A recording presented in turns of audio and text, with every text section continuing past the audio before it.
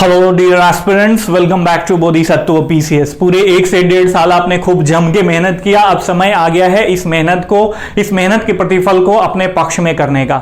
तो last moment पे आपकी स्ट्रेटजी किस तरीके की होनी चाहिए, क्या साइकोलॉजिकल स्टेटस होना चाहिए और एग्जाम हॉल में पेपर को कैसे टैकल करो कि आप मैक्सिमम स्कोर कर सको, इसके बारे में चर्चा करने वाले हैं।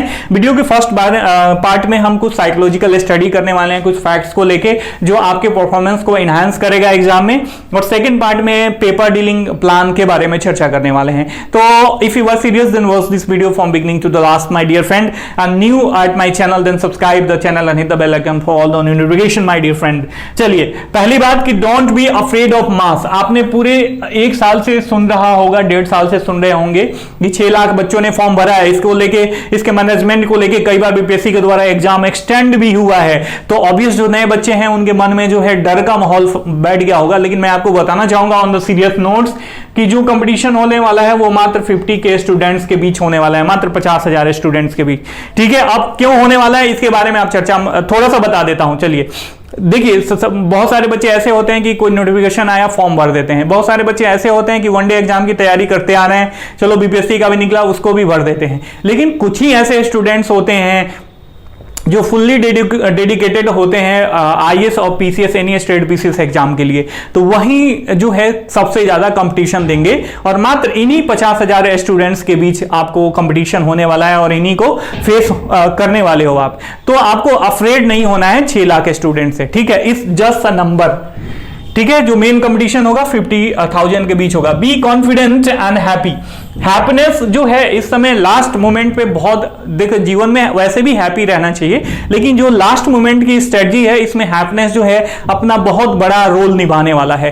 भारतीय शास्त्रों के अध्ययन के अनुसार, उनका जो साइकोलॉजिकल फैक्ट्स है उसके अनुसार, या मॉडर्न साइंस न्यूरोलॉजी की बात करें उसके अनुसार, साइकोलॉजिकल स्टडी के अनुसार ये कहा जाता है कि आप मात्र 24 घंटे, अर्थात आपको ना राग छूता हो, ना द्वेष है, ना आपके मन में राग द्वेष घृणा क्रोध, इन सबसे आप परे हो और आंतर मन से हैप्पी हो, तो आपका जो मस्तिष्क है वो 24 घंटे में मात्र जो है कम से कम 25 गुना ज्यादा वर्क एफिशिएंट हो जाता है, 25 गुना ज्यादा परफॉर्मेंस उसका बढ़ जाता है। तो आपको केवल हैप्पी रहना है मात्र इन 3 दिनों में एग्जाम तक। उसके बाद आप जो करना होगा करना, लेकिन एग्जाम तक कम से कम आज से, अभी से जब वीडियो आप देख रहे होगे, ठीक है, तब से हैप्पी रहने की कोशिश करो। अब देखना 5 घंटे में या 1 घंटे आप हैप्पी रह के तो दिखाओ, देखो आपको कितनी खुशी, कितनी एनर्जी मिलती है। ठीक है, बाहरी इन्वायरमेंट से आपको कट जाना है, किसी भी तरीके का ग्रुप डिस्कशन बंद कर देना है, किसी भी तरीके का आप जो ग्रुप में ऐड हो गए उसको थोड़ा सा साइलेंट कर दो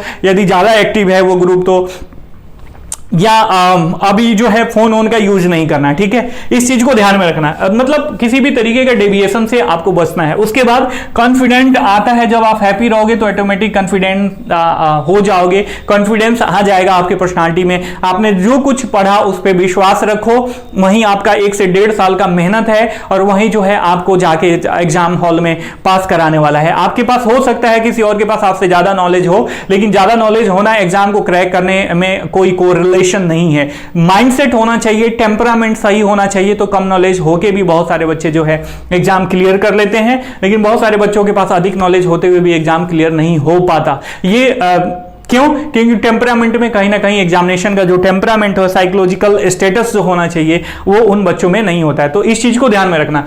दूसरी बात कि don't B trapped in full try. आपने देखा होगा मार्केटिंग, या यूं कहिए, मैं मार्केटिंग भी नहीं कहूंगा क्योंकि उन टीचर्स का मनसा तो सही है लेकिन अप्रोच गलत है। वो टीचर जो सुनामी ला रहे हैं, भूकंप ला रहे हैं, परमाणु बम गिरा रहे हैं, एरोप्लेन चला रहे हैं, मैराथन चला रहे हैं। My dear friend, I would like to make you confirm that कि आपको ऑटोमेटिक दे दिया जाए कि 20 किलोमीटर का मैराथन दौड़ो तो आप नहीं दौड़ पाओगे। क्यों? क्योंकि आपने पहले 100 मीटर या 1 किलोमीटर कभी दौड़ा ही नहीं है। जब 100 मीटर या 1 किलोमीटर आपने कभी दौड़ा ही नहीं है तो कैसे आप ऑटोमेटिक जो है अचानक से आप 20 किलोमीटर दौड़ने लगोगे, 20 किलोमीटर का मैराथन? तो ये सरासर गलत है, गलत अप्रोच है। वैसे बच्चे जिनको साल भर 1.5 साल नहीं पढ़े उनके लिए चलो सही है, एग्जामिनेशन में बैठे कुछ क्वेश्चन सही कर लिए, उनको लगेगा कि हाँ लास्ट मोमेंट पढ़ के भी इतना क्वेश्चन सही हो गया, लेकिन ये फुल ट्राई है, मैं आपको बताना चाहूंगा ये मूर्खतापूर्ण अप्रोच है। तो ऐसे अप्रोच से आप बचो माय डियर फ्रेंड, ठीक है। हो सकता है उन टीचर की मंशा बिल्कुल सही है, आपको लाभ पहुंचाना चाहते हैं, लेकिन ये आपको लाभ नहीं देने वाला, ये आपको एंजाइटी के अलावा, एग्जॉशन के अलावा लाभ बिल्कुल नहीं देने वाला, ठीक है। इस चीज को ध्यान में रखना, कॉस्ट बेनिफिट इसका काफी कम होता है। मैं खुद के 10-12 साल के एक्सपीरियंस से इस बात को मैं आपको बता रहा हूं, ठीक है।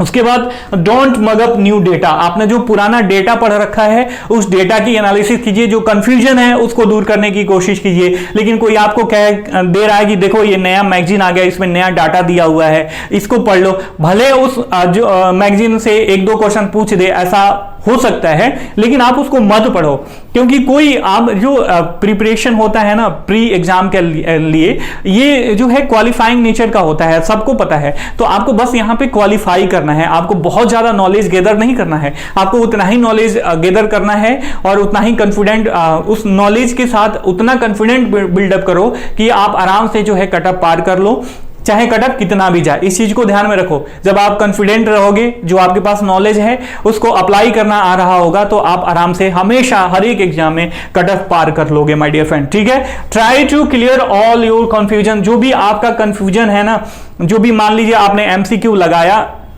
10, 12, 20, 50 जितना भी लगाया, तो उसके लिए आपने ऑब्वियस, मैं शुरू में बताया था कि एरर नोट्स बना लेना, कि एरर किस तरीके का एरर हो रहा है, ह्यूमन एरर हो रहा है, या आपको फैक्चुअल जानकारी नहीं है, या कंफ्यूजन के चलते हो गया, या टाइम मैनेजमेंट नहीं हुआ। तो इन सारी चीजों को देखो कि आपने ये गलतियां क्यों करी, ये गलतियां क्यों करी।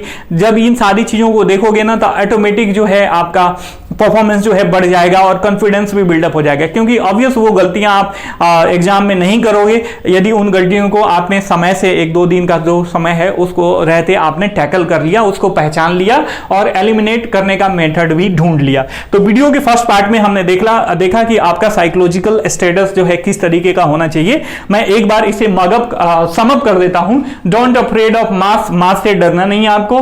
Be confident and happy, don't be trapped in full try. आपको भूकंप series, tsunami series, marathon series, महायज्ञ सीरीज, इन सबसे बच के रहना है।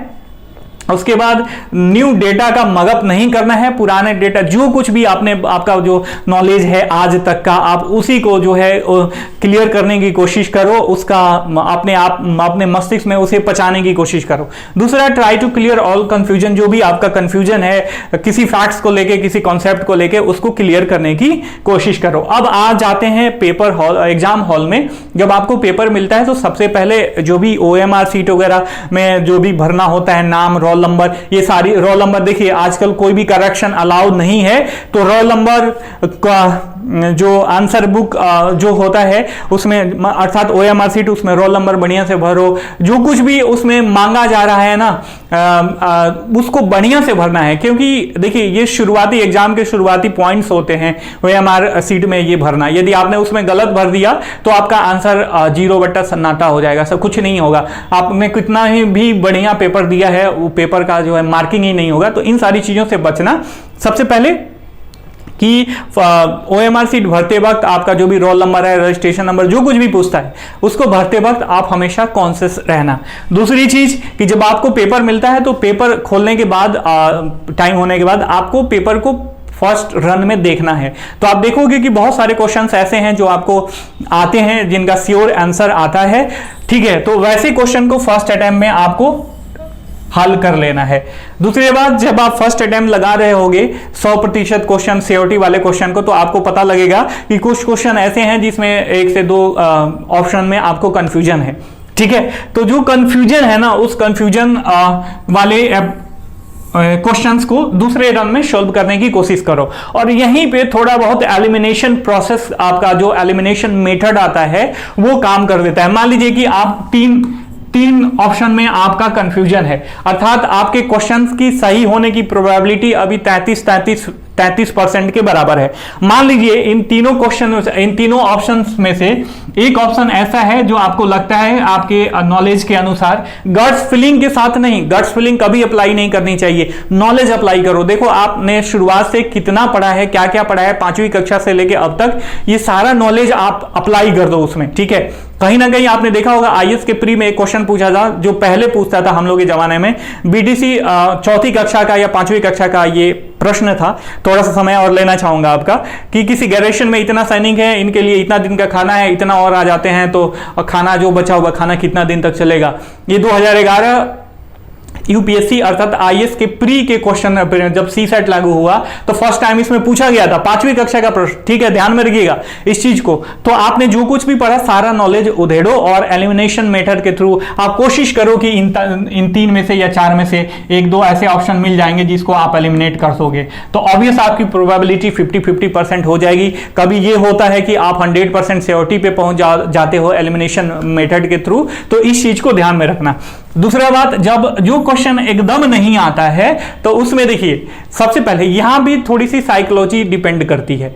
आपने प्रीवियस ईयर क्वेश्चन का एनालिसिस किया होगा, अगर ढंग से मैंने पहले जिस तरीके से बताया था, तो आपने देखा होगा कि जो ए और डी ऑप्शन जो होते हैं ना, वो मतलब उनका जो प्रतिशत होता है पूरे आंसर में मात्र 30% के बराबर होता है। क्योंकि एग्जामिनर जो है ए ऑप्शन इसलिए नहीं देता कि बच्चों को ज्यादा आसानी से हो जाता है कि चलो ए ऑप्शन मार दें, या डी तक वो खुद नहीं पहुंचना चाहते, तो बी और सी में से जो है ऑप्शंस ये अधिकतर सही होते हैं।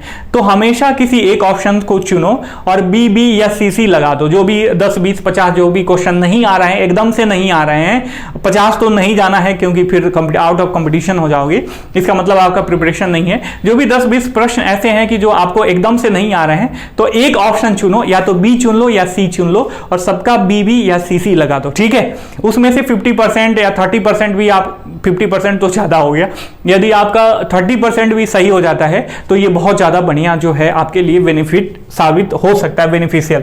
ठीक है, तो हमने देखा कि आपको एलिमिनेशन मेथड कैसे अपनाना है। और बीपीएससी में देखिए, बीपीएससी में कंफ्यूजन वाले क्वेश्चन में ही एलिमिनेशन मेथड काम कर सकता है, लेकिन यदि आपको जो एकदम से नहीं आता है तो उसमें एलिमिनेशन मेथड जो है काम नहीं करता है। 50-50% का रेशियो होता है, वहां पे एलिमिनेशन मेथड 50% सही भी हो सकता है और गलत भी हो सकता है। ठीक है, इस चीज को ध्यान में रखना।